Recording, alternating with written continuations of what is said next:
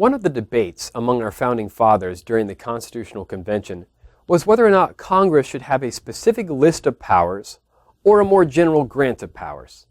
An enumerated list of powers would prove more limiting, while a general grant of powers would give Congress broader authority to act beyond a list of specific powers. In the end, the framers opted for an enumerated list, which can be found in Article 1, Section 8 of the Constitution. Among others, it includes the power to regulate commerce and immigration, coin money and regulate its value, create post offices and roads, raise a military and declare war, though the president is commander-in-chief, as well as the power to collect taxes and borrow and spend money, which is known as the power of the purse and is generally considered Congress's greatest power. Depending on how you're counting, there are about 15 or 20 different powers listed in Section 8. But at the conclusion of the list, they included a sort of catch-all clause. That clause says that Congress can, quote, make laws which shall be necessary and proper for carrying into execution the foregoing powers and all other powers vested by this Constitution and the government of the United States or in any department or officer thereof, end quote. This clause is known as the necessary and proper clause and also as the elastic clause, because just as the word elastic suggests, it gives Congress some flexibility in carrying out its powers. The concept of flexibility with congressional powers has led to what's called the Doctrine of Implied Powers. While Article 1, Section 8 contains a set of enumerated powers, the Implied Powers doctrine maintains that Congress has additional powers beyond what is explicitly listed in the enumerated powers of Section 8. These implied powers are naturally more ambiguous and might depend on the situation. Let's look at a real example from 200 years ago to illustrate. During George Washington's administration, Congress created the first bank of the United States. Creation of such a bank was controversial because if you look at the enumerated powers of Congress in Article 1, Section 8, nowhere does it specifically say that Congress can create a national bank. The bank lasted for 20 years until its charter came to an end. At that point, there was not enough support in Congress to continue the bank, no doubt due, at least in part, to its controversial nature.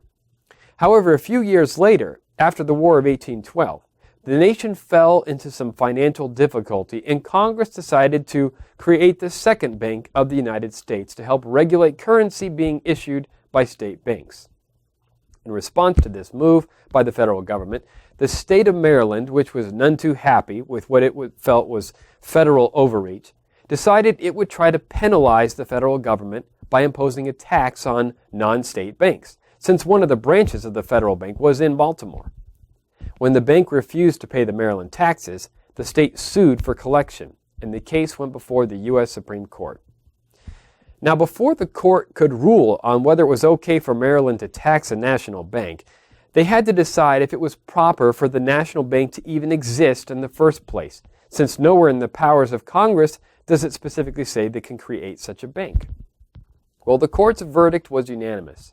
In the opinion written by Chief Justice John Marshall, the court said that since the purpose of the bank is to help carry out regulation of money, a power that falls within the purview of Congress, the bank could be considered necessary and proper, justified under the catch-all necessary and proper clause as an implied power.